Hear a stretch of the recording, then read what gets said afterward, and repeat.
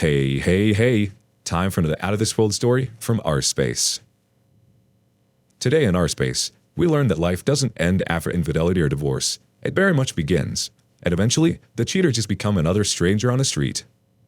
Up first, we can't let the cheaters win. I still feel broken, used, and worthless 8 months later.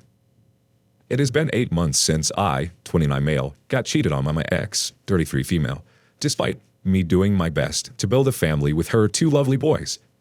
Basically, she cheated on me with multiple men, some her exes, as I was away from home busy working and growing a business I had just started.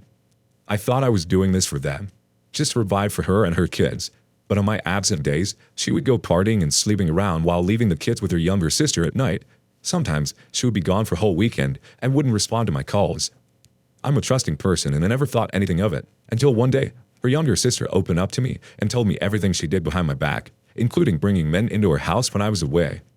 I was heartbroken since I really did love her and the kids. I blocked her on all socials and moved out and got another place, but still kept in touch with her sister, who told me she was still on that carousel. Finally, a month ago, she tried to reach out, but I wasn't available, and so she came to my workplace and found me. She told me all those things were lies, and she never loved anyone else and the kids miss me. But I know better than getting back with a cheat. What I really don't know how to navigate is the recovery to my crushed self-esteem and feeling like less of a man that the ones she cheated me with. For the last 8 months, I have worked on myself, and the business I was sacrificing for is taking shape, and finances are improving, but there's always this broken feeling that won't go away, and it's robbing me of my happiness.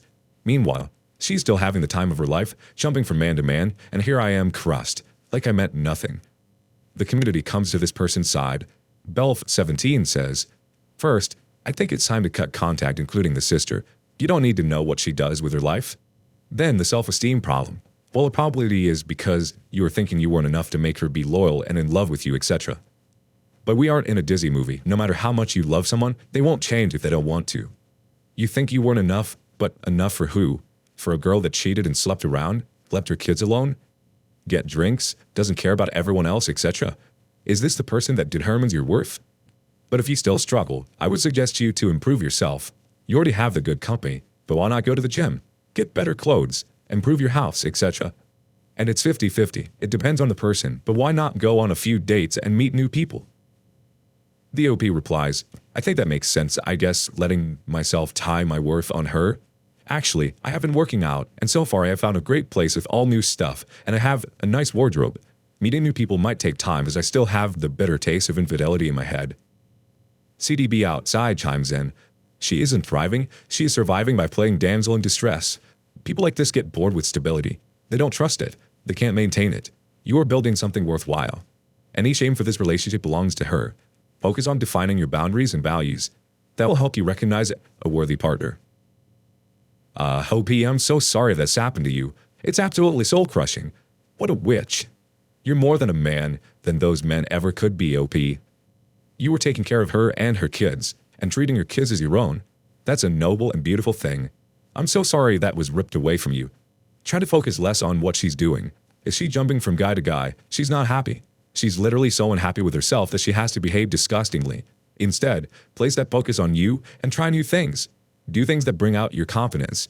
Do things that make you feel good about yourself. Try to busy yourself with things that keep those thoughts from your mind. Focus on self-love. With that, you'll realize how you deserve so much more than she could ever give you. Solely put yourself out there and see yourself as the catch that you are. If you could tell OP one thing, what would it be? Meanwhile, next up, cheaters aren't happy. They're miserable. Why do they get to be happy in the end? We stayed loyal, committed, sacrificed here and there, work on ourselves, on our flaws to be a better partner for them, but they still cheated. Regardless of all the time and resources we invested in the relationship, they gave up on us with no second thought. Now they are hopping from one relationship to another with no remorse or regret. Meanwhile, here we are reeling in pain and slowly picking up pieces of our hearts and dreams, yet they are happy. Days, weeks, months, or years later, they seem happy, and we are still stuck with the pain they caused us and other people we loved, kids and family. We were worth that little to trade in for a brief excitement with an affair partner they barely knew? I know life isn't fair and karma isn't real, but why do such people get to win and move from guy to guy having a blast, while we, the better partners, get to hurt for years? Slight Citron 7064 reacts first. Remember that you can never really know how another person is feeling. Outside Guava 8627 chimes in, a truly happy person would never be so comfortable making someone else miserable. Cheaters are masters at masking their pain with delusion. Don't feel angry, feel sorry for them. They will always know deep down they're lost. They expect that from themselves. Discard user account has this thought. OP, I just looked at your previous post. From your description of your ex, she is truly a broken person. All of her partying and promiscuity speaks of a person who can only feel good about themselves if they are validated by others. She's a sad, pathetic person who can never know what it means to genuinely love someone. Outwardly, she may seem happy and carefree, but that is just an act. Don't compare yourself to her. You are faithful, you have integrity, you know how to love another. You are a far better person than she is. Give yourself time to heal. Learn to be satisfied and content on your own. Ultimately, forgive your ex. Get to the point emotionally where you wish her well. Doing this will free you. Your ex won't occupy any part of mine, and she won't have any control over you. Godspeed, OP. You didn't deserve what happened. You will not only survive, but thrive. Dave Bowman, 1968, has a nice thought. My ex did that. Went from guy to guy to guy in a savage party girl lifestyle, and it sucked for me to watch her do that. Fast forward a couple of decades, I run into her at a fancy dress-up gala event. I'm there with my beautiful wife and friends. Everyone's all dressed up fancy. In walks my ex, squeezed into a cocktail dress 2 sizes too small in her 40s, with another girl in her early 20s. They go around the event, trying to hit on guys, at an event that was very much not that kind of thing. See, she got stuck there. Never married, never had kids. All things she was in a hurry to do with me until she wasn't. I have all of that. A great long-term marriage, great kids, great friends, great financial success. The results of decades of hard work and living with integrity. So I just put my arm around my wife, laughed my butt off, and when the party was done, I went home to my awesome life. Who or what she went home to, I have no idea, and couldn't care less. Karma isn't some magic set of scales reinforcing justice. Karma is just the natural result of your actions. Sometimes it takes a while to play out, but it almost always does. I honestly don't think it's happiness, OP. I think the people are so unhappy with themselves that they reach outside of the relationship to feed that ego and gain that instant gratification. They have to ruin beautiful things and hurt good people because they don't feel like they deserve it. Well, I think this is the case in most instances. The unfortunate thing is that their choices cause pain, and this pain causes scars. It's a difficult hell to get out of, but we have to find the light within ourselves in order to crawl out of that darkness. The best thing we can do is focus on ourselves and what makes us happy. Focus less on what they do. They aren't important anymore. What are your thoughts on this? Up next, you know we've won when the butterflies don't flutter when you lock eyes once again. Have you run into the ex after the split? What happened? This happened to me recently. I was at a service station filling up my car, then went in to pay. Whilst I was waiting in line, I could see out of the station windows a car that looked familiar. Watched a woman who looked familiar walk into the station and join the back of the line. It was my ex. I don't think she noticed me first, until I had paid and was walking out past the line. I made an effort to look directly at her as I approached and passed to exit the doors. She definitely saw me, definitely made eye contact. Her eyes went a little wide and down away from me, and that was it. There wasn't any form of karma or catharsis I was hoping for. It was just meh.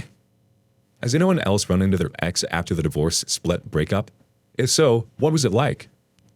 Director 2530 says, I recently ran into my ex-wife. I saw someone leaving the nail salon as I was entering the dry cleaners next door. When I exited the cleaners, a Honda CR-V slowly drove past me. The driver stared at me and seemed surprised. I didn't recognize the car. The woman had plaited blonde hair. She was wearing too much makeup and she looked like she was 40 to 50 pounds overweight. Later that night, I got a telephone call from an unknown number.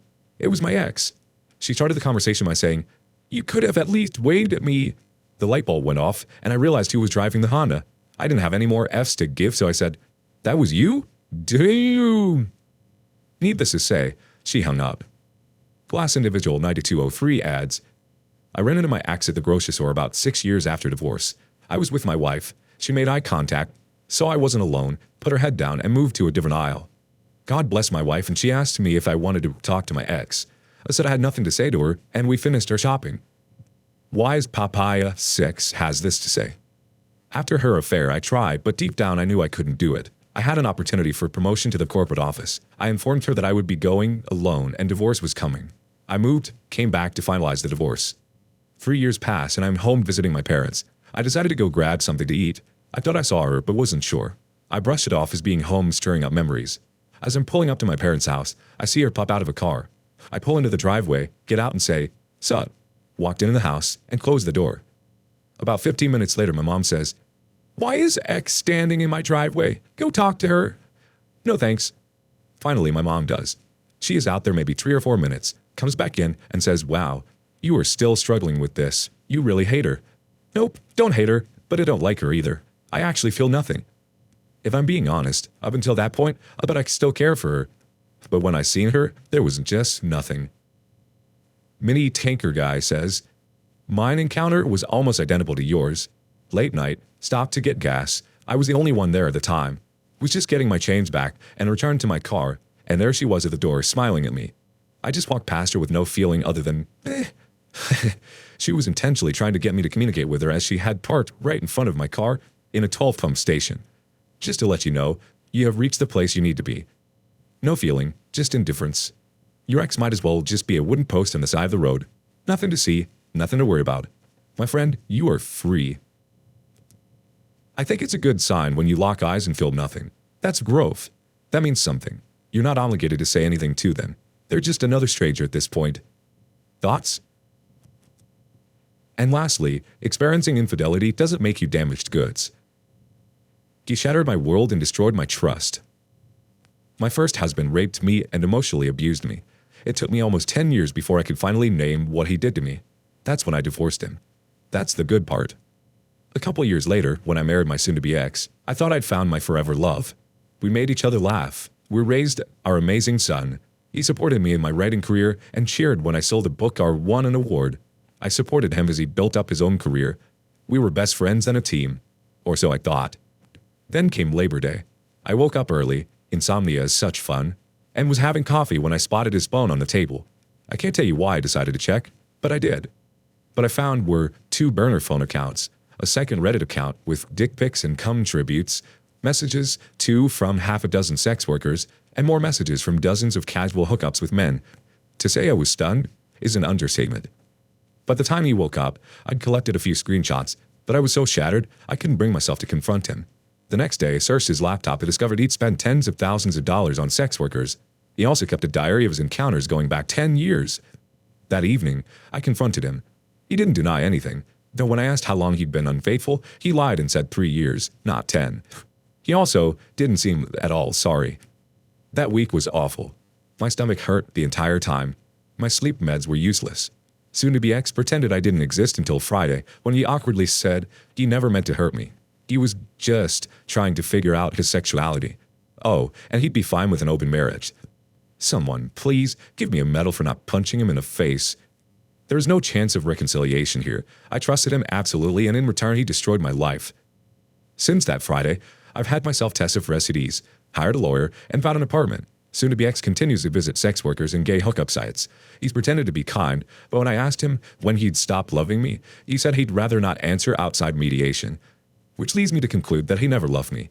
He married me because he was broke, the sex was free, and I could provide him with a comfortable life. 31 years wasted on this F-wit. 10 years on the first one. I know none of this is my fault, but it's really hard to believe I'm not damaged goods or no one will ever truly love me. Iditra has some supportive responses. Hey OP, my ex cheated on me with women, men, trans women, etc. He also gave me GSHV2 from cheating. I also decided not to reconcile or broke up with him on the spot when I found out everything. I blocked him on everything and went no contact immediately. I haven't seen him or spoken to him since. I posted the following as a comment on another post, and I want to share it here as well. I can't speak for everyone other than myself, but reconciliation was never even an option I considered, not for a second. Here's why. 1. I have no desire or interest in being my partner's mother, controller, or investigator. I knew that in order to stay, I would have to change my entire approach to our relationship. I am not and never was responsible for any grown man's choices. He is an adult, and we are supposed to be equal partners. Staying would require me to invest my emotional and psychological energy into trying to predict my partner's actions. My partner that I no longer trust. My partner whose mind I cannot read. I have no interest in monitoring devices, overthinking, feeling unsafe. I care too much for myself to put myself in a situation like this. I want a loving, trusting, honest, compassionate, and kind relationship. Staying would mean I'd have to settle for way less than I'm willing to put up with. 2. I also knew that I would hate him and want to punish him and treat him like crap, and honestly, that's not who I am as a person. I don't want to be in a relationship like that. Unlike him, I'm not abusive. I'm not willing to sacrifice my dignity and self-respect and my kind, loving heart just to stay in a now broken relationship. For what? To not be alone? F that. I'd rather be alone than in bad company. And he is bad effing company. And honestly, I'm never actually alone. I have myself. 3. He took away my right to informed consent. I was not with the person I agreed to be with, and I was not in a relationship I agreed to be in. To me, this, in and of itself, is a deep violation that I will never be able to forgive him for. If, when we first met, I knew who he truly was and what he was truly capable of, I would have never given him a second look. So he lied, manipulated, and pretended in order to get what he wanted out of me. He was in control the entire time, and I didn't even know. The covert abuse that this is, in my opinion, is the most cruel. I don't even like who this man actually is. In fact, I despise people like this, and he fooled me into thinking he was someone else. It scares me, it disgusts me, and it repulses me. 4. My ex is a 33-year-old man. That means he is, as I mentioned above, a grown adult who's responsible for himself and his choices. I do not just see cheating as a mistake or a series of mistakes. I see it as a character flaw. This means that in order for him to be what I want and need, he would have to change who he is. First of all, most people don't change. And those who do will say firsthand that it took a hell of a lot of work. Work that I knew my ex wouldn't be capable of doing. And even if he was, do you think I'm willing to wait around for this man to grow up? Willing to waste more of my time while he works on himself? No. He should have been in good working order when he met me, as I was when I met him. I already made sure to enter that relationship as an adult who can take responsibility for herself, who can communicate, who knows who she is, who is able to treat a partner with kindness and respect. I expect the same in return. I don't want to date a project. I don't have effing time for that. And 5. He made a fool out of me. The disrespect and blatant disregard for me as a human being and my time, my love, my life is unforgivable. He exploited me. He treated me worse than my enemy ever could. He punished me and abused me and took advantage of me, and I didn't even know he was doing it. He did all of this under my nose. While I was content and feeling safe and thinking I was with a good man who loved me, he was going off and violating me in our relationship. To me, this is so effing despicable, and it's an offense that I can't come back from. There's so much more, but this is the gist of it. I'll never ever regret leaving. In fact, it's one of the things in my life that I am most proud of myself for. It actually reinforced my confidence in myself in a way I hadn't experienced before. It also solidified the trust I have in myself to protect myself from harm, to have my own back, to take care of myself. Staying with him would have meant sacrificing these things, and I'm simply not willing to do so. I wanted to share that with you in case it resonates. I can read the strength you have in your words, and I think you and I are kindred spirits in this sense. I feel your pain and just know you aren't alone. I'm so sorry you've been treated this way, OP. Please know that you are not damaged goods. You are such a beautiful person that you deserve all the good things and so much love. It's horrendous to think that people have the ability to live double lives like this right under loved ones' noses. It's equally as gross to think that they believe they can fool us. Eventually, the knots untangle and all is revealed. Anyways, these two men are not the only men out there. There are good people out there. Great people. Amazing people willing to give the people they love the world to show them what true love looks like. Don't give up. What are your thoughts? And thank you for joining us today on Our Space. Like and subscribe and hit that notification bell so don't miss out on our next video. We'd hate for you to miss out. And if you want to listen to me tell more stories, check out our lounge where I feature a larger variety of non-cheating related stories. See you there.